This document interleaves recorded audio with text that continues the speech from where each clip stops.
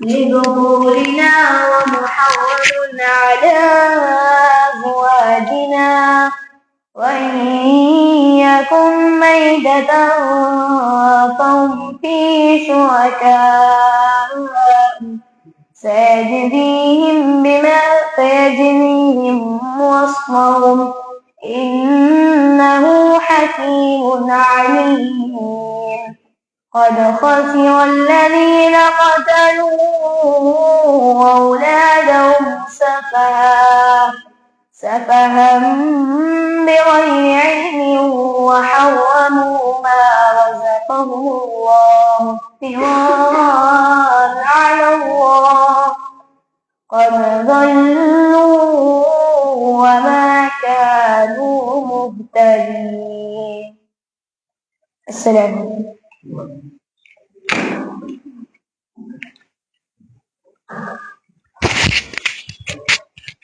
وعلیکم السلام ورحمۃ اللہ وبرکاتہ۔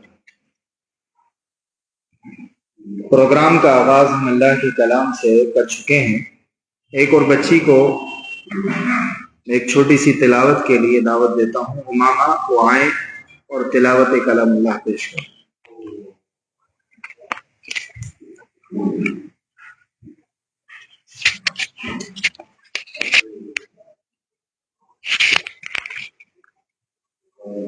السلام علیکم ورحمۃ اللہ وبرکاتہ۔ اعوذ باللہ من الشیطان الرجیم، بسم اللہ الرحمن الرحیم۔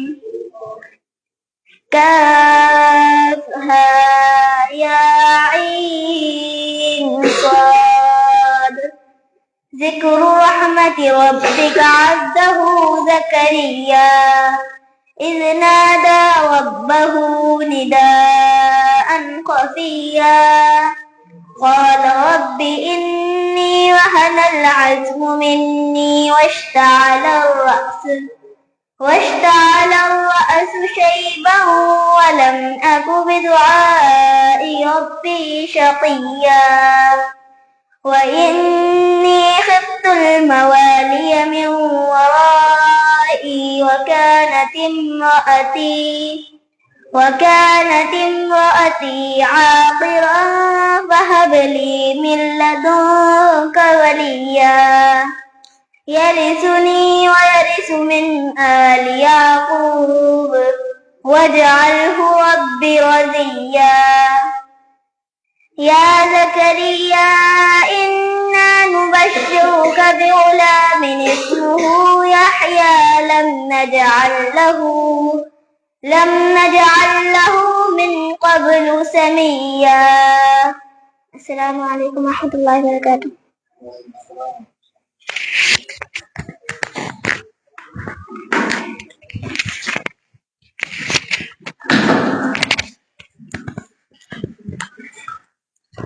وعلیکم السلام ورحمۃ اللہ وبرکاتہ۔ اللہ تبارک و تعالیٰ قرآن مجید میں سورہ مدثر میں ارشاد فرماتا ہے یا ایھا المدثر قم فانذر وربک فکبر وثیابک فطہر والرجز فاہجر۔ یہ ہمارے اسلام کی تعلیم ہے۔ جس اسلام نے ہمیں یہ تعلیم دی ہے، اب غور کیجئے کہ ہمارا حال کیا ہے۔ اللہ کیا فرما رہا ہے؟ یا ایھا المدثر، اے چادر کے اوڑھنے والے، قم فانذر، کھڑے ہو جائیے اور ڈرائیے، وربک فکبر، اپنے رب کی بڑائی بیان کیجیے، وثیابک فطہر، اور اپنے کپڑوں کو صاف کیجیے، پاک کیجیے۔ کتنی گہری بات ہے۔ اللہ جہاں اتنا بنیادی حکم دے رہا ہے، اس بنیادی حکم کے ساتھ ان بنیادی احکامات میں سے حکم یہ بھی دے رہا ہے کہ وثیابک فطہر، اپنے کپڑوں کو پاک صاف کیجیے، ظاہری پاکی، ظاہری صفائی، اور والرجز فاہجر، یہ جو شرک کی گندگیاں ہیں ان کو بھی چھوڑ دیجیے، اندر سے بھی پاک کیجیے اپنے قلب کو شرک سے، اور ظاہراً بھی پاک کیجیے۔ اللہ تبارک و تعالیٰ نے ہم تمام کو پاک رہنے کا حکم دیا۔ اللہ رب العالمین نے سورہ توبہ کی آیت نمبر 108 کے اندر تعریف کرتے ہوئے قبا والوں کی ارشاد فرمایا اللہ فرماتا ہے فیہ رجال یحبون ان یتطہروا واللہ یحب المطہرین۔ اللہ فرماتا ہے کہ اس میں ایسے لوگ ہیں، یعنی قباء میں، اس مسجد میں یہ لوگ ایسے لوگ ہیں کہ جو پسند کرتے ہیں ان یتطہروا کہ یہ پاک رہیں، صاف رہیں، واللہ یحب المطہرین اور اللہ رب العالمین بھی پاک رہنے والوں کو پسند کرتا ہے۔ تو اللہ رب العالمین نے ان کی تعریف بیان کی ہے۔ ان کی تعریف کی کیا وجوہات تھیں؟ اللہ کے رسول صلی اللہ علیہ وسلم کی احادیث میں، روایات میں وہ بھی ملتا ہے۔ تو بہرحال وہ اتنے پاک صاف رہتے تھے، اللہ نے ان کی تعریف کی۔ اللہ رب العالمین نے ہمیں ظاہری طور پر لباس بھی پاک کرنے کا حکم دیا اور ویسے بھی اندرونی طور پر پاک رہنے کا حکم دیا۔ جس اسلام نے ہمیں پاکی کا اتنا بڑا حکم دیا ہے، ہم تمام کا، ہمارے مسلم سماج کا، ہماری گلی محلوں کا، ہمارے محلوں کا، ان تمام کا کیا حال ہے ہم سب کے سامنے ہے۔ ہمیں اسلام کی اپنی بنیادی تعلیم کو سامنے رکھ کر کے سبق لینا چاہیے، عبرت حاصل کرنا چاہیے، عمل کے لیے آگے آنا چاہیے، انفرادی طور پر بھی، اجتماعی طور پر بھی محنتیں کرنی چاہیے، کوشش کرنی چاہیے۔ کوئی کچھ کر رہا ہے، آپ اپنے طور پہ کم سے کم ان لوگوں میں ہیں جو کہ اچھی کوشش کر رہے ہیں، کم سے کم آپ اپنا اچھا کیجئے، دوسرے کیا کر رہے ہیں اس کو چھوڑیے۔ تو آئیے طہارت کے مسائل پر، کہ طہارت کے کیا کیا مسائل ہو سکتے ہیں، اس پر شیخ ہمارے سامنے جو کہ تشریف لائے ہیں امروہہ ڈسٹرکٹ اور ہمارے پاس کا ہی گاؤں کا ہی قریب میں ہی، جو زیادہ دور نہیں، یعنی کھیا سے تشریف لائے ہیں، فضیلت الشیخ محمد آصف مدنی حفظہ اللہ تعالی، جو کہ ابھی جلد ہی جامعہ اسلامیہ مدینہ منورہ سے فارغ ہو کر کے آپ آئے ہیں۔ اور شیخ اسی طریقے سے دعوت و تبلیغ کے لیے ہمارے پاس بار بار آئیں گے، الگ الگ موضوعات، الگ الگ عناوین لے کر کے یا الگ الگ سیریز لے کر کے۔ ابھی شیخ آئے ہیں، آئندہ مزید یہ کام رہے گا کہ آئندہ آ کر کے 2-3 دن تک رک کر کے لوگوں کے درمیان تبلیغ کرنا، لوگوں کو کہیے کہ بہت ساری چیزوں میں جوڑنا، جن کو نمازیں نہیں آتی نمازیں سکھانا، دعائیں نہیں آتی دعائیں سکھانا، یہ تمام کام ہمارے اس پروگرام کا مقصد ہے، تاکہ مسلمانوں کے درمیان اپنے ہی اسلام کی بنیادی تعلیمات سے جو دوری ہے وہ ختم ہو جائے۔ اس لیے التماس ہے سب سے کہ اس پروگرام میں شریک ہوں، جڑیں، تاکہ بہت سارے فوائد اس پروگرام سے مل سکیں۔ میں شیخ سے التماس کرتا ہوں کہ شیخ اپنی آواز و نصیحت سے اور اپنے جو بیان سے طہارت کے مسائل پر ہے اس سے سامعین کو محسوس فرمائیں۔ السلام علیکم الحمدللہ رب العالمین حامد و مصلی اما بعد وقال اللہ تعالی فی موضع آخر ان اللہ یحب التوابین و یحب المطہرین وقال نبی صلی اللہ علیہ وسلم الطہور شطر الایمان۔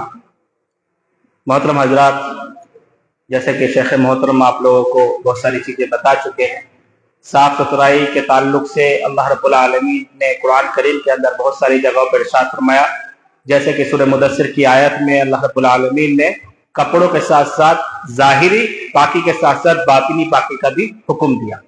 اسی طرح سے اللہ رب العالمین نے قرآن کریم کے اندر، جیسے کہ میں نے آیت تلاوت کی، ان اللہ یحب التوابین و یحب المطہرین، کہ اللہ رب العالمین توبہ کرنے والوں اور پاک صاف رہنے والوں سے محبت کرتا ہے۔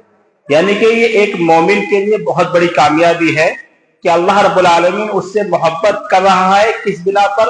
کہ وہ اللہ رب العالمین سے توبہ استغفار کرتا ہے، اور دوسری چیز کیا ہے؟ وہ پاک صاف رہتا ہے، یعنی اپنے آپ کو پاک صاف رکھتا ہے، ظاہری بھی پاک صاف رہتا ہے اور باطنی طور پہ بھی پاک صاف رہتا ہے۔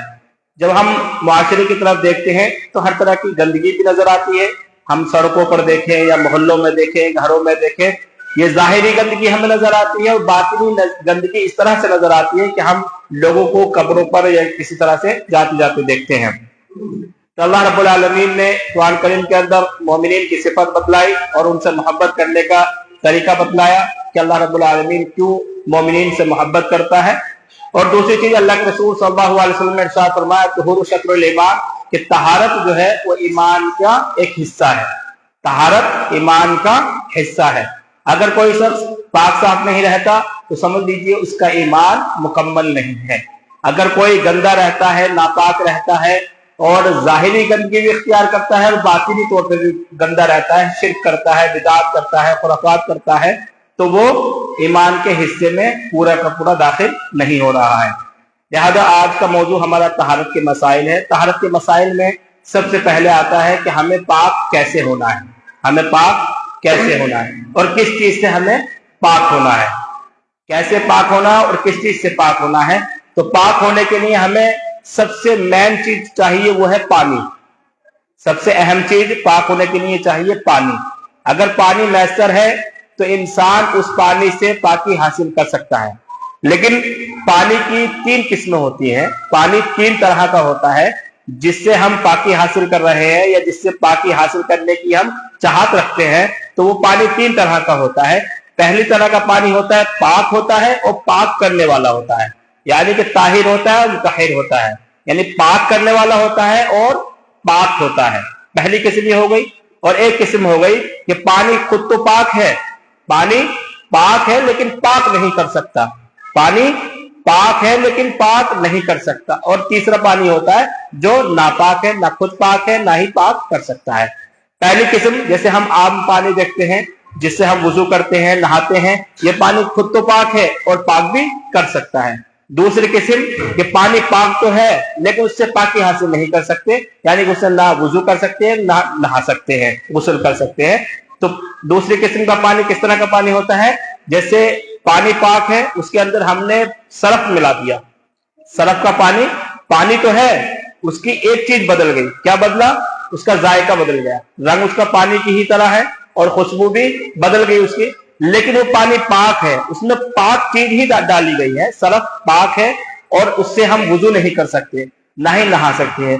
اگر کوئی شخص شیمپو ملا ہوا پانی یا سرف ملا ہوا پانی سے نہاتا ہے تو اس کے بعد وہ پاک پانی یعنی صاف ستھرا پانی اپنے جسم پہ ڈالتا ہے تاکہ وہ سرف کا پانی یا صابن کا پانی یا شیمپو کا پانی ختم ہو جائے۔ لہذا پانی پاک تو ہے لیکن ہم اس سے نہا نہیں سکتے اور نہ ہی وضو کر سکتے ہیں، تو یہ دوسری قسم ہو گئی۔ جس طرح سے ایک نیبو پانی ہوتا ہے یا پانی کے اندر شربت کی طرح پانی ملا دیا، پانی تو ہے لیکن ہم اس سے وضو اور غسل نہیں کر سکتے، یہ دوسری طرح کا پانی ہو گیا۔ تیسری طرح کا پانی کیا ہوتا ہے؟ نجس یعنی ناپاک پانی، وہ پانی جو نہ پاک ہوتا ہے اور نہ ہی پاک کر سکتا ہے۔ جس طرح سے نالیاں بہ رہی ہیں، اس کے اندر ہم دیکھتے ہیں کہ پانی تو ہے، بہ رہا ہے، لیکن پانی کا رنگ بھی بدل چکا ہے، اس کی خوشبو بھی بدل چکی ہے، اس کا ذائقہ بھی بدل چکا ہے۔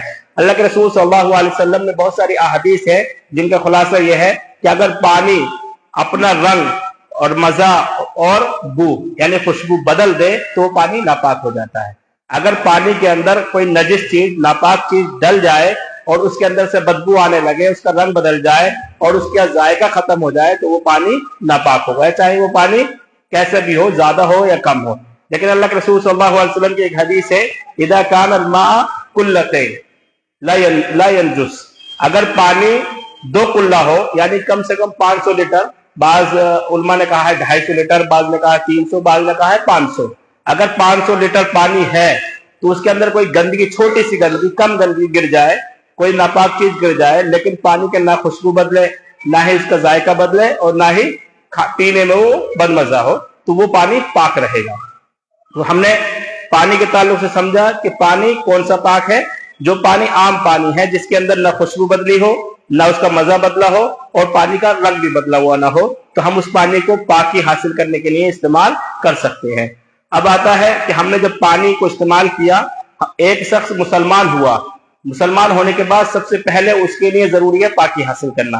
جب ہم نے پانی کو سمجھ لیا کون سا پانی ہمیں پاک کر سکتا ہے، تو ہمیں سب سے پہلے کیا کرنا ہے؟ اگر ہم ناپاک ہیں، طہارت کی 2 قسمیں اس میں ہو گئی، ایک طہارت صغریٰ، ایک طہارت کبریٰ۔ طہارت کبریٰ کیا ہے؟ یعنی بڑی طہارت کیا ہے؟ غسل کرنا، نہانا، جس کو ہم کہتے ہیں نہانا۔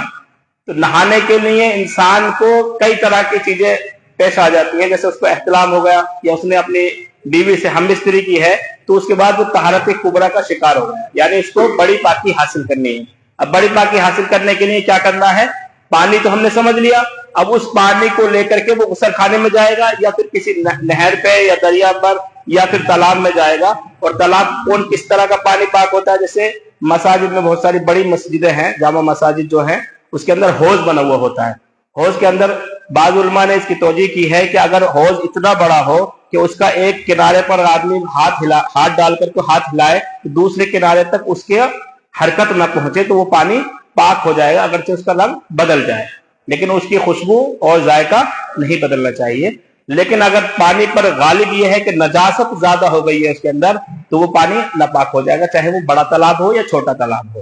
اور نہر کا پانی ہے، نہر کا پانی تو ہر حال میں پاک ہے۔ کیوں؟ اسی طرح سے اللہ کے رسول صلی اللہ علیہ وسلم کے پاس ایک صحابی آئے، اس صحابہ کرام نے کہا کہ اللہ کے رسول صلی اللہ علیہ وسلم ہم سمندر میں جاتے ہیں، سمندر میں شکار کھیلنے کے لیے جاتے ہیں اور نماز کا بھی وقت ہو جاتا ہے، تو ہم کیا کریں؟ تو اللہ کے رسول صلی اللہ علیہ وسلم نے فرمایا کہ سمندر کا پانی پاک ہے اور اس کا مردہ حلال ہے، یعنی کہ مچھلی اگر مری ہوئی مل جائے تو وہ بھی پاک ہے، حلال ہے، اور اس کا پانی سمندر کا پورا پانی پاک ہے۔ اسی طرح سے جب ہم غسل خانے کے اندر داخل ہوں تو ہمیں غسل کرنا ہے، کیونکہ ہمارے ساتھ بڑی پاکی حاصل کرنی ہے، تو بڑی پاکی حاصل کرنے کے لیے غسل کرنا ضروری ہے۔ تو غسل کرنے کے لیے سب سے پہلے ہمارے جو سب سے پہلا اسٹیپ ہونا چاہیے، سب سے پہلا جو طریقہ ہونا چاہیے وہ ہونا چاہیے نیت کا۔ ہمیں غسل خانے میں گھسنے سے پہلے یا اس سے پہلے ہمیں نیت کرنی ہے کہ ہم کس چیز کے لیے غسل کر رہے ہیں، کس چیز کے لیے نہا رہے ہیں۔ ہماری نیت ہے کہ ہم پاکی حاصل کرنے کے لیے نہا رہے ہیں تو انشاءاللہ اللہ رب العالمین اس انسان کو پاک کر دیتا ہے۔ اور غسل خانے کے اندر جا کر کے سب سے پہلے ہمیں اپنے ہاتھ دھونے، اس کے بعد اپنے جسم پر جہاں گندگی لگی ہوئی ہے اس کو صاف کرنا ہے۔ یہ وہ باتیں ہیں جو آپ لوگ جانتے تو ہوں گے، لیکن ہمارا مقصد یہ ہے کہ ہم آپ کو ریوائز کرائیں، اس کی یاد دہانی کرائیں، تاکہ آپ کے دل میں یاد تازہ ہو، اور اس چیز میں اگر کوئی خرابی آ گئی ہے، کہیں کوئی چیز بھول چوک ہو رہی ہے تو اس کو آپ ٹھیک کر سکیں۔ کیونکہ بہت ساری جگہ ایسا ہوتا ہے کہ بہت سارے لوگ سوال نہیں کرتے ہیں، وہ سوچتے ہیں کہ کیسے ہم پوچھیں۔ تو ہمارا مقصد یہ ہے کہ ہم آپ کو وہ چیزیں یاد کرائیں، وہ چیزیں آپ کی ذہن نشی کرائیں جو آپ کو یاد تو ہیں، لیکن کہیں نہ کہیں آپ غلطی بھی کر رہے ہو، نہ بھی ہو سکتا آپ صحیح ہو، لیکن اس کو آپ کو یاد تازہ ہو جائے گی۔ تو آپ غسل خانے کے اندر گھسے، تو غسل خانے میں گھسنے کے بعد سب سے پہلے ہاتھ دھونا ہے۔ ہاتھ دھونے کے بعد اپنے جسم پر جہاں گندگی لگی ہوئی ہے اس کو صاف کرنا ہے۔ اس کے بعد وضو کی طرح وضو کرنا ہے، وضو کی طرح اپنے ہاتھوں کو دھونا، کلی کرنا، ناک میں پانی چڑھانا، چہرہ دھونا، اس کے بعد ہاتھ دھونا۔ مسح کرنے کی جگہ آپ کو اپنے جو برتن سے آپ نہا رہے ہیں تو اس کو 3 مرتبہ اپنے سر پر ڈال لیں، وہ مسح کرنے کی اس میں ضرورت نہیں ہے۔ اگر آپ پہلے پیر دھو لیتے ہیں، یعنی کہ مسح کرنے کے بعد سر پر پانی ڈالنے کے بعد پیر دھو لیں، اگر پیر دھو لیتے ہیں تو بعد میں دھونے کی ضرورت نہیں ہے، اور پیر نہیں دھوتے ہیں تو لاسٹ میں آ کر کے آپ پیر دھو سکتے ہیں۔ اس میں بھی 2 رائے ہیں علماء کی کہ اگر آپ تالاب میں نہا رہے ہیں، تالاب میں یا نہر پر نہا رہے ہیں، تو آپ نہر میں جب گھسے تو آپ کا جسم آدھا کم سے کم پانی میں چلا گیا، اب آپ نے گندگی صاف کی، وضو کیا، لیکن پیر تو پہلے سے ہی دھل چکے ہیں۔ تو اس میں علماء نے کہا کہ جب آدمی نہر سے یا تالاب سے باہر نکلے تو اپنے پیروں کو دھو لے، اور اگر وہ غسل خانے کے اندر ہے تو غسل خانے کے اندر وضو کی طرح پورا وضو کر لے، اس کے بعد وہ اس نہانے سے اپنے آرام سے جا کر کے نماز بھی پڑھ سکتا ہے، کیونکہ اس کا وضو بھی ہو گیا اور غسل بھی ہو گیا۔ کیونکہ نہانے میں آدمی جب وضو کر لیتا ہے تو سب سے پہلے اپنے جسم پہ پانی ڈالنے کی شروعات کرتا ہے، 3 مرتبہ پانی اپنے داہنے کندھے پہ ڈالے، پھر 3 مرتبہ بائیں کندھے پہ ڈالے، پھر اس کے بعد پوری طریقے سے نہا لے۔ اس میں بہت ساری حکمتیں ہیں، اگر انسان میڈیکل لائن سے اس چیز کو سوچے تو اس کے وضو کرنے سے جراثیم جو ہیں وہ پاک ہو جاتے ہیں اور جسم انسان کا اچھا محسوس کرتا ہے۔ اسی طرح سے یہ ہوگی طہارت کبریٰ، غسل کرنا، غسل کو اس طرح سے کرنا جس طرح سے اللہ کے رسول صلی اللہ علیہ وسلم نے ہمیں بتلایا ہے۔ اس میں انسان کے لیے فائدہ بھی ہے اور ثواب بھی ہے، اور اس کے ذریعے سے وہ انسان پاک بھی ہو جاتا ہے۔ اب دوسرا اسٹیپ ہے طہارت صغریٰ، یعنی وضو کرنا۔ آدمی نے غسل کر لیا، پاک ہو گیا وہ، اب آیا وضو کرنے کا، وضو کی طرف۔ اللہ رب العالمین نے قرآن کریم کے اندر ارشاد فرمایا یا ایھا الذین آمنوا اذا قمتم الی الصلاۃ فاغسلوا وجوہکم۔ اللہ رب العالمین نے قرآن کریم کے اندر ارشاد فرمایا جب تم نماز کے لیے، اے مومنو، جب تم نماز کے لیے تیاری کرو، نماز کے لیے جاؤ، تو سب سے پہلے کیا کرنا ہے کہ اپنے ہاتھوں کو، چہرے کو اور سر کا مسح اور اس طرح سے پیروں کو دھونا ہے۔ تو اللہ رب العالمین نے اسٹیپ بائی اسٹیپ اس چیز کا حکم دیا، فاغسلوا وجوہکم وایدیکم الی المرافق، اپنے چہرے کو دھو، اپنے ہاتھوں کو دھو، وبرؤوسکم، اور اپنے سر کا مسح کرو، وامسحوا برؤوسکم، اپنے سر کا مسح کرو، وارجلکم، اور اپنے پیروں کو دھو۔ اس طرح سے اس آیت کے اندر 4 چیزوں کا ذکر کیا گیا۔ اللہ رب العالمین نے 4 چیزوں کا ذکر کیا، چہرے کا دھونا، مسح کرنا، ہاتھوں کا دھونا اور پیروں کا دھونا۔ اس کے بعد اللہ کے رسول صلی اللہ علیہ وسلم نے ہمیں وضو کا طریقہ سکھلایا. وضو کے طریقے میں اللہ کے رسول صلی اللہ علیہ وسلم نے حضرت عثمان رضی اللہ تعالیٰ عنہ بیان کرتے ہیں کہ اللہ کے رسول صلی اللہ علیہ وسلم کے طریقے پر انہوں نے وضو کرنے کا طریقہ سکھلایا اور کہا کہ میں جس طرح سے وضو کر رہا ہوں اس طرح سے اللہ کے رسول صلی اللہ علیہ وسلم نے وضو کیا ہے. تو انہوں نے سب سے پہلے اپنے ہاتھوں کو دھویا, پھر کلی کی. کلی کرتے وقت اس بات کا خیال رکھنا ہے کہ جو پانی ہم اپنے ہاتھ میں لے رہے ہیں تو وہ پانی اتنا ہو کہ ہمارے پورے منہ کے اندر وہ پانی گھوم جائے. ایسا نہیں کہ تھوڑا سا پانی اندر گیا اور ہم نے کلی کر دی, اس سے ہمارا پورا منہ گیلا نہیں ہوا ہے. تو اس کا خیال رکھنا ہے کہ 3 مرتبہ اگر آدمی پانی لے رہا ہے تو تینوں مرتبہ اتنا پانی لے کہ منہ کے اندر پورا پانی گھوم جائے, پورا منہ کے اندر پانی گھوم جائے. اور اگر آدمی 1 مرتبہ بھی کر لے, 2 مرتبہ کر لے, 3 مرتبہ کر لے, اعضاء وضو جو دھوئے جاتے ہیں وہ 1 مرتبہ, 2 مرتبہ, 3 مرتبہ. 3 مرتبہ سب سے زیادہ ہے.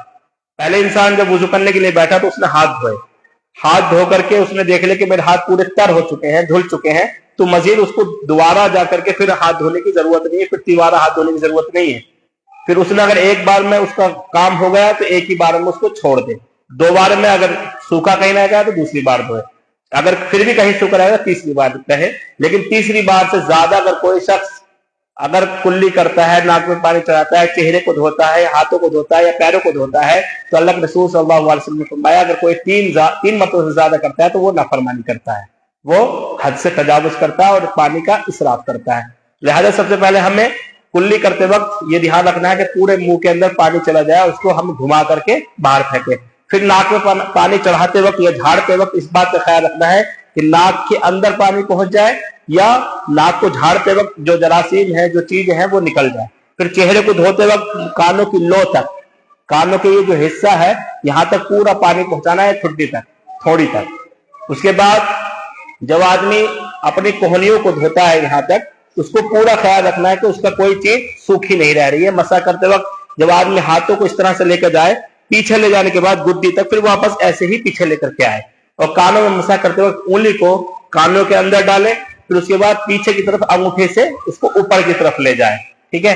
پھر اس کے بعد پیروں کو دھوتے وقت بھی خیال رکھے کہیں سوکھا نہ رہ جائے, کیونکہ اللہ کے رسول صلی اللہ علیہ وسلم کی حدیث ہے کہ آپ صلی اللہ علیہ وسلم نے فرمایا کہ اگر انسان کی کہیں چیز سوکھی رہ جاتی ہے تو اس پہ جہنم کی وعید ہے, آپ کی وعید ہے. یعنی اللہ کے رسول صلی اللہ علیہ وسلم نے ایک صحابی کو دیکھا کہ وہ نماز پڑھ رہے تھے لیکن ان کی پیروں کی جو ایڑی ہے وہ سوکھی رہ گئی تھی. اس کے بعد اللہ کے رسول صلی اللہ علیہ وسلم نے فرمایا جاؤ جا کر کے وضو کرو, کیونکہ اس باب وضو کو اچھی طرح سے کرنے کا حکم دیا گیا ہے. اللہ کے رسول صلی اللہ علیہ وسلم نے فرمایا لا يقبل الصلاۃ بغیر طہور, اگر کسی بغیر وضو کے نماز قبول نہیں ہوتی ہے. اگر کوئی شخص وضو نہیں کر پاتا ہے صحیح سے تو اس کی نماز قبول نہیں ہوتی ہے. یہ اللہ کے رسول صلی اللہ علیہ وسلم کی ایک حدیث ہے کہ آپ صلی اللہ علیہ وسلم نے فرمایا کہ جب انسان وضو کرتا ہے تو وضو کرتے وقت جب وہ ہاتھ دھوتا ہے تو جو اس نے ہاتھ کے ذریعے سے چھوٹے چھوٹے گناہ کیے ہیں تو اللہ رب العالمین اس کے گناہوں کو جھاڑ دیتا ہے. جب وہ چہرے کو دھوتا ہے تو چہرہ دھوتے وقت جو اس نے آنکھوں کے ذریعے سے, زبان کے ذریعے سے جو گناہ کیے ہیں, اگر وہ گناہ چھوٹے ہیں تو اللہ رب العالمین ان گناہوں کو جھاڑ دیتا ہے. اسی طرح سے جو وہ پیر دھوتا ہے, پیر دھونے کے ذریعے سے اس کے گناہ جو پیروں سے کیے گئے گناہ ہیں وہ چھوٹے گناہ ہیں تو اللہ رب العالمین ان گناہوں کو معاف فرما دیتا ہے. لہذا وضو کرنے کی یہ دینی طور پر ثواب کی نیت سے انسان یہ چیز پا لیتا ہے, لیکن میڈیکل طور پر جب انسان کے جسم میں جراثیم لگے ہوتے ہیں, جب وہ باہر سے آتا ہے, کسی سے ملتا ہے, روڈ پہ چل رہا ہے, سڑکوں پر چل رہا ہے, تو نئے نئے بیکٹیریا, نئے نئے جراثیم اس کے جسم پر لگ جاتے ہیں. جب وہ ہاتھ دھوتا ہے تو ہاتھ سے اس کی جراثیم ختم ہو جاتے ہیں, چہرہ دھوتا ہے چہرے سے ختم ہو جاتے ہیں, پیروں کو دھوتا ہے پیروں سے دور ہو جاتے ہیں. تو سب سے پہلے ہم نے یہ چیز کو پتہ کرنا ہے کہ پانی سے ہم کس طرح کے پانی سے طہارت حاصل کر سکتے ہیں اور کون سا پانی پاک ہے اور پاک کرنے والا ہے, کون سا پانی پاک تو ہے لیکن ہمیں پاک نہیں کر سکتا. اور تیسری چیز یہ کہ ہمارا پانی یہ ناپاک ہے تو کیسا ناپاک ہے, کہ ناپاک بالکل ہی ناپاک ہے یا اس کے اندر گنجائش ہے. یہ ساری چیزوں کو ہمیں دیکھنا ہے. پھر اس کے بعد ہمیں غسل کا طریقہ پتہ چلا کہ غسل کس طرح سے کرنا ہے. وضو کرتے وقت میں جیسے بعض لوگ کہتے ہیں کہ فرائض ہوتے ہیں وضو کے, جو قرآن کی آیت کے اندر اللہ رب العالمین جن چیزوں کا ذکر کیا تو ان لوگوں کو کہتے ہیں لوگ فرض ہے یہ چیز, اور جو اللہ کے رسول صلی اللہ علیہ وسلم کی سنت سے ملتا ہے تو اس کو کہتے ہیں وہ سنت ہے. لیکن ہم یہ کہتے ہیں کہ وضو کے ارکان ہوتے ہیں, وضو کے 7 ارکان ہیں. ان 7 ارکان میں سے اگر کوئی شخص ان ارکان کی خلاف ورزی کرتا ہے تو اس کا وضو نہیں ہوتا ہے۔ ارکان میں 4 چیزیں تو یہی ہیں کہ ہاتھوں کو دھونا، چہرے کو دھونا اور پیروں کو دھونا اور مسح کرنا۔ 3 چیزیں ایسی ہیں جیسے وضو کرتے وقت نیت کا کرنا، وضو کرتے وقت نیت کا کرنا۔ اگر کوئی شخص آنے کے بعد اس نے اپنے ہاتھوں کو دھویا، چہرے کو دھویا، پیروں کو دھویا اور سب کچھ دھونے کے جو اعضاء وضو ہوتے ہیں، جو وضو کی دھونے کی چیزیں ہوتی ہیں، ان سب کو دھو لیا، لیکن اس کی نیت وضو کی نہیں تھی تو اس کا وضو نہیں ہوا۔ اگر اس نے دھوتے وقت نیت کی کہ میں نیت یعنی وضو کی نیت کرتے وقت اس نے دل میں خیال کر لیا کہ میں وضو کرنے جا رہا ہوں اور اس نے بسم اللہ پڑھی، بسم اللہ پڑھنے کے بعد ترتیب کا خیال رکھا۔ پہلی چیز کیا ہے؟ نیت کرنا، دوسری چیز ہے بسم اللہ کہنا۔ وضو کرتے وقت نیت کرنا، بسم اللہ کہنا اور ترتیب کا خیال رکھنا کہ جس طرح سے اللہ کے رسول صلی اللہ علیہ وسلم نے وضو کرنے کا حکم دیا ہے تو ہمیں اسی طریقے پر وضو کرنا ہے۔ نہ ایسا نہیں کرنا ہے کہ ہم نے چہرہ دھو لیا اس کے بعد ہم ہاتھوں کوہنیوں تک دھو رہے ہیں، یا پہلے پیر دھو لیے پھر اس کے بعد چہرہ دھو رہے ہیں، اس طرح سے نہیں۔ حالانکہ انسان وہی کام کرے گا جو وضو میں ہوتے ہیں، لیکن اس کا وضو نہیں مانا جائے گا۔ وضو کے اندر ترتیب ضروری ہے، وہ ترتیب جو مسنون ہے، جو اللہ کے رسول صلی اللہ علیہ وسلم نے ہمیں سکھلائی ہے۔ اگر اس ترتیب پہ وضو نہیں ہے تو وضو نہیں ہوگا۔ لہذا ہم نے غسل کا طریقہ سیکھ لیا، وضو کا طریقہ سیکھ لیا۔ اب ایسی کون سی چیزیں ہیں جو غسل کو ختم کر دیتی ہیں، غسل کو ختم کر دیتی ہیں، توڑ دیتی ہیں؟ جیسے میں نے پہلے بتلایا کہ جب مرد کو احتلام ہو یا اس نے ہم بستری کی ہے تو اس پر غسل فرض ہو جاتا ہے۔ اسی طرح سے عورت کو اگر خون آ رہا ہے، ماہواری آ رہی ہے اس کو، تو اس کے ذریعے سے بھی اس کا پاک ہونا ضروری ہوتا ہے، نہانا غسل کرنا اس کے لیے ضروری ہوتا ہے۔ اب آئیے وضو کے توڑنے والی چیزوں کو ہم سیکھتے ہیں کہ وضو کو کون کون سی چیز توڑ سکتی ہے۔ تو وضو کو توڑنے کی سب سے پہلی چیز ہے کہ سبیلین، یعنی کہ شرمگاہ سے اگر کوئی چیز بھی نکلتی ہے، چاہے وہ تھوڑی نکلے یا زیادہ نکلے، شرمگاہ سے آگے سے اور انسان کے پیچھے کے حصے سے اگر کوئی بھی چیز نکلے، چاہے وہ تھوڑی نکلے یا زیادہ نکلے، اس سے اس کا وضو ٹوٹ جاتا ہے۔ ہوا خارج ہونا یا پاخانہ آنا یا پھر پیشاب آنا، ان تمام چیزوں سے وضو ٹوٹ جاتا ہے۔ دوسری چیز کیا ہے کہ انسان بستر پر لیٹا، لیٹنے کے بعد گہری نیند سو گیا، اور اتنی گہری نیند ہو گئی اس کی کہ اس کو پتہ نہیں ہے وہ کہاں سو رہا ہے، کس طرح سے سو رہا ہے، تو سونے کی وجہ سے بھی وضو ٹوٹ جاتا ہے۔ تیسری چیز کیا ہے؟ تیسری چیز یہ ہے کہ جان بوجھ کر کے الٹی کر دینا۔ جان بوجھ کر کے کیا کرنا؟ اگر جان بوجھ کر کے الٹی کسی نے کی ہے تو اس کے ذریعے سے بھی اس کا وضو ٹوٹ جاتا ہے۔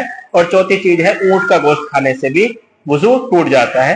اور ایک مسئلہ اور ہے جس کے اندر اختلاف ہے، مس ذکر یعنی شرمگاہ کو چھونے سے وضو ٹوٹتا ہے یا نہیں ٹوٹتا، اس بارے میں علماء کا اختلاف ہے۔ لیکن صحیح یہ ہے کہ اگر کوئی شخص اپنی شرمگاہ کو شہوت کی یعنی جوش کے ذریعے سے چھوتا ہے تو اس کا وضو ٹوٹ جائے گا۔ لیکن اگر وہ کپڑے پہنتے، جیسے غسل خانے کے اندر انسان ہے، ننگا ہے یا کپڑے پہنا ہوا ہے، کپڑے پہنتے وقت اس کی شرمگاہ سے اس کا ہاتھ ٹچ ہو گیا تو اس کے ذریعے سے وضو نہیں ٹوٹے گا۔ کیوں؟ کیونکہ اس کی نیت جو ہے چھونے کی وہ اس طرح سے نہیں ہے، بلکہ اللہ کے رسول صلی اللہ علیہ وسلم کی بعض حدیث ہے کہ اللہ کے رسول صلی اللہ علیہ وسلم نے فرمایا جس نے شرمگاہ کو چھو لیا چاہیے کہ اس کو وضو کرے۔ لیکن ایک حدیث میں یہ بھی ہے کہ اللہ کے رسول صلی اللہ علیہ وسلم نے فرمایا کہ وہ تمہارے جسم کا ایک حصہ ہے جس طرح سے اور حصے ہیں، یعنی جس طرح سے تم دوسرے حصوں کو چھوتے ہو، ہاتھ کو چھوتے ہو، اسی طرح سے وہ بھی ایک جسم کا ایک حصہ ہے۔ تو اس کی علماء نے تطبیق یہ کی ہے کہ اگر شہوت کی نیت سے انسان چھوتا ہے تو اس کا وضو ٹوٹ جاتا ہے، لیکن اگر اس کی یہ نیت نہیں ہے تو اس کا وضو نہیں ٹوٹتا ہے۔ یہ وضو کو توڑنے کی کچھ چیزیں ہیں۔ لیکن بعض لوگوں کے ذہنوں میں یہ چیز رہتی ہے کہ کوئی زور سے ہنس گیا، یعنی کہکا لگا کر کے ہنس گیا، بہت تیز آواز میں ہنسا تو اس سے وضو ٹوٹ جاتا ہے۔ لیکن اس سے اللہ کے رسول صلی اللہ علیہ وسلم کی کسی بھی سنت سے، کسی بھی حدیث سے ثابت نہیں ہے کہ زور سے ہنسنے سے وضو ٹوٹ جائے۔ اور بعض لوگوں کے ذہن میں یہ رہتا ہے کہ اگر کوئی گندگی لگ گئی جسم پر، جیسے ہم راستوں میں چلتے ہیں، نالی کی چھینٹیں آ گئی، نالی کی چھینٹیں اتنی آ گئی کہ ہمارا پائچہ جو ہے نیچے کا پاجامہ ہمارا بھیگ گیا، تو اس سے وضو نہیں ٹوٹتا ہے، بلکہ وہ کپڑا ناپاک، پورا کپڑا ناپاک نہیں ہوتا۔ اگر انسان اس کپڑے کو دھو لے جہاں جہاں گندگی لگی ہے تو پھر سے وہ پاک صاف ہو جاتا ہے، اس سے اس کا وضو نہیں ٹوٹتا۔ اور بعض عورتوں کے اندر یہ چیز رہتی ہے کہ ابھی اس نے وضو کیا، وضو کرنے کے بعد وہ ہٹی ہی ہے، اس کے بچے نے لیٹرین کر دی، پیشاب کر دیا، اب اس کو دھونا ہے، تو اب بعض لوگوں میں, بعض عورتوں میں یہ چیز مشہور ہے کہ اگر کسی بچے کی شرمگاہ کو ہاتھ لگایا یا اس نے اس کی بچی کی لیٹرین کو دھو دیا تو اس سے اس کا وضو ٹوٹ گیا. لیکن ایسے وضو نہیں ٹوٹتا ہے. وضو اس طرح سے نہیں ٹوٹتا ہے, بلکہ اس کا وضو نہ اس کو دیکھنے سے ٹوٹے گا بچے کی شرمگاہ کو, نہ ہی چھونے سے وضو ٹوٹے گا, اور نہ ہی اس کی لیٹرین پیشاب کو صاف کرنے سے اس کا وضو ٹوٹے گا. بعض لوگوں میں یہ چیز ہے کہ خون اگر نکل رہا ہے, خون کہیں سے جسم سے نکل رہا ہے تو اس سے وضو ٹوٹ جاتا ہے. بعض لوگوں کے دماغ میں یہ چیز رہتی ہے, لیکن اس سے بھی وضو نہیں ٹوٹتا ہے. خون کے نکلنے سے وضو نہیں ٹوٹتا ہے. اس کی دلیل ہمیں بہت ساری مل جائیں گی.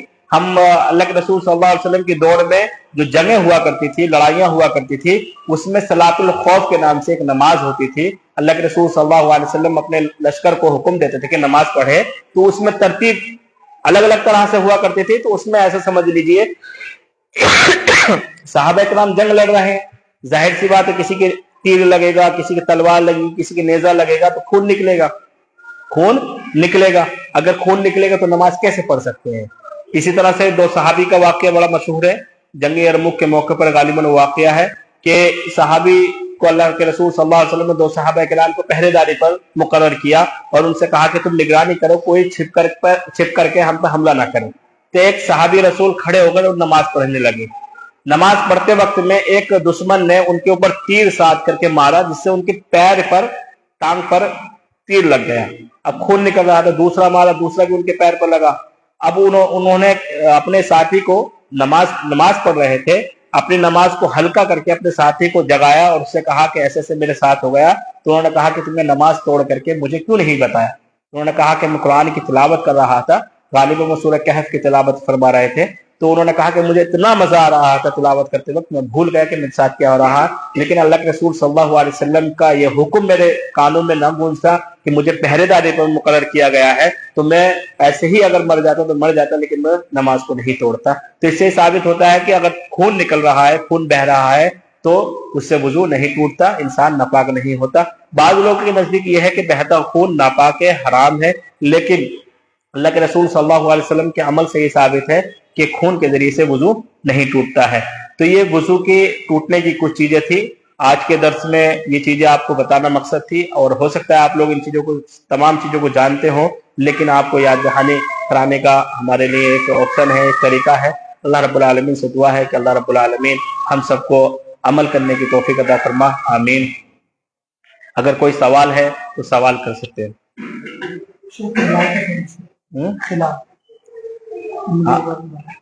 اگر وضو کرتے وقت, یہ وضو کا ایک حصہ ہوتا ہے کہ انسان کی گھائیاں ہوتی ہیں, تو اس کو بھی بھگانا ضروری ہوتا ہے تاکہ کوئی چیز سوکھی نہ رہ جائے. تو انسان اپنی انگلیوں کو ڈال کر کے پیروں میں یا داڑھی کے اندر کھلال, یہ بھی ایک وضو کا ایک حصہ ہے. اگر کوئی کرتا ہے, اچھے طریقے سے کرتا ہے, تو اس کے لیے بھی الحمدللہ اللہ کے رسول صلی اللہ علیہ وسلم نے کرنے کا حکم بھی دیا ہے, یعنی کہ کرنے کا طریقہ بھی سکھلایا ہے. صحابہ کرام جب وضو کیا کرتے تھے تو ان کی داڑھیوں سے پانی ٹپکا کرتا تھا, تو اس سے ثابت ہوتا ہے کہ وہ داڑھی کو بھی پانی سے بھگویا کرتے تھے.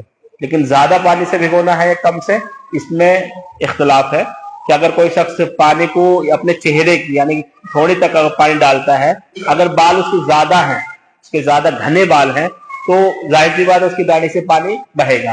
اور اگر اس کے بال زیادہ گھنے نہیں ہیں, اس نے صرف پانی سے ہاتھ ڈالا اور اس کی تھوڑی بھیگ گئی, ہلکا پانی ہو گیا, تو اس سے اس کا فائدہ ہے. اور وضو کے اس باب وضو میں یہ چیز داخل ہے, صحیح سے وضو کرنے میں یہ چیز بھی شامل ہے.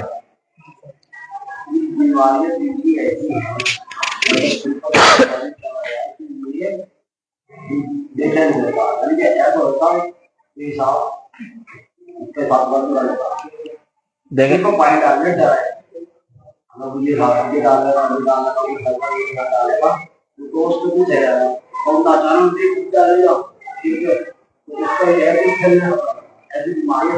نہیں ہوتی ہیں, اس کے لیے بھی اللہ رب العالمین نے قرآن کریم کے اندر وضو کے پانی سے وضو کرنے کا حکم دیا. لیکن اگر کوئی شخص پانی کو استعمال کرنے سے قاصر ہے, پانی کو استعمال نہیں کر سکتا, تو اس کے لیے تیمم کا بھی طریقہ سکھایا. ایک مرتبہ جاڑے کا موسم تھا, جنگ کے لیے صحابہ کرام نکلے ہوئے تھے. ایک صحابی رسول زخمی تھے, ان کا زخم اچھا خاصا تھا, تو ان کو احتلام ہو گیا. اسی دوران ان کو احتلام ہو گیا. صحابہ کرام میں یہ اختلاف ہو گیا کہ ان کو نہانا ضروری ہے. ان کو نہلا دیا گیا, اسی وجہ سے ان کی شہادت ہو گئی. تو اللہ کے رسول صلی اللہ علیہ وسلم کے پاس یہ مسئلہ پیش کیا گیا, تو آپ صلی اللہ علیہ وسلم نے فرمایا کہ تم نے اس کو ناحق مار دیا یا ناحق ان کی موت ہو گئی. تو اللہ کے رسول صلی اللہ علیہ وسلم نے تیمم کا طریقہ سکھلایا, اور تیمم کس طرح سے کیا جاتا ہے. اگر کوئی شخص پانی کو استعمال کرنے سے مشکل میں آ جاتا ہے تو اس کے لیے پانی استعمال کرنا صحیح نہیں ہے, تو اس کو تیمم کر لینا چاہیے. اور تیمم کا طریقہ واضح ہے کہ اپنے ہاتھوں کو مٹی پہ ماننا اور اس کے بعد ہاتھ کو مل کر کے چہرے پہ مل لینا, یہ تیمم کا طریقہ ہو گیا.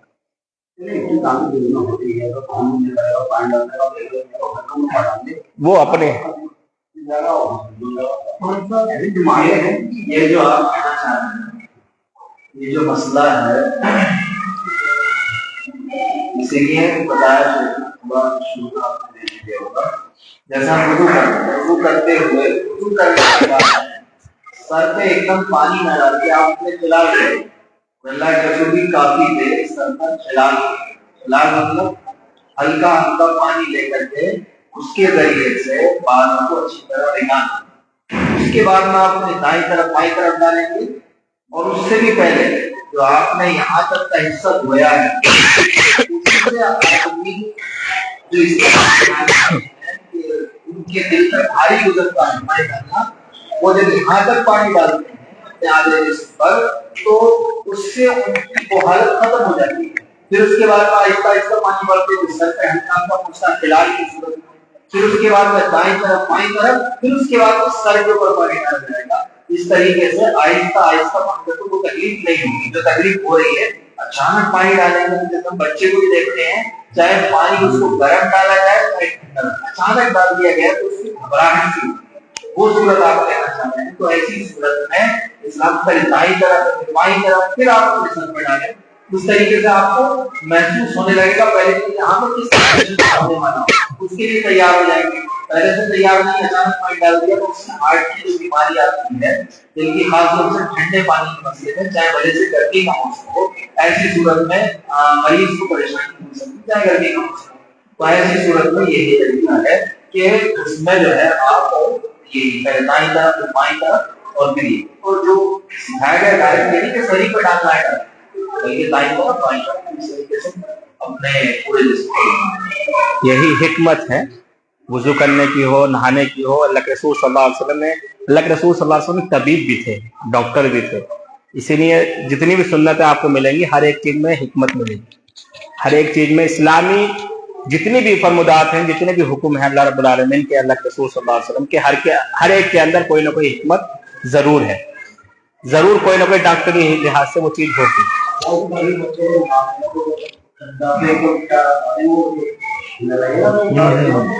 ہاں وہی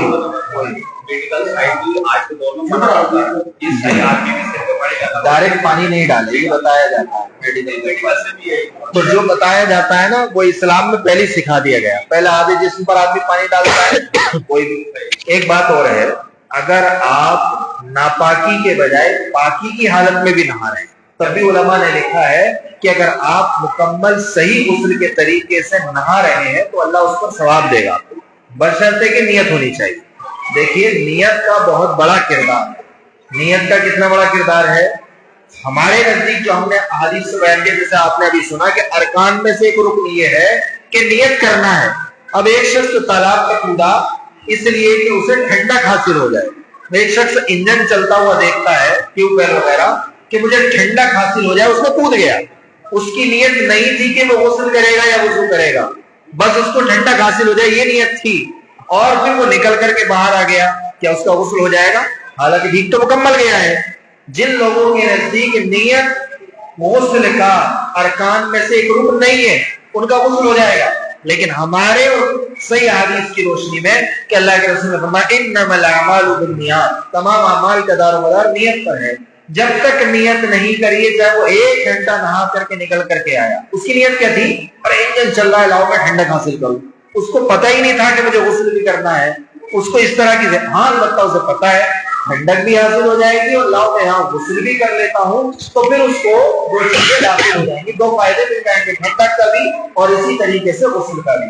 تو یہ چیز ہے نیت کی کہ ہمیں اس طریقے سے اپنی نیت کو صحیح انداز سے رکھ کر کے غسل کرنا ہے یا وضو کرنا ہے.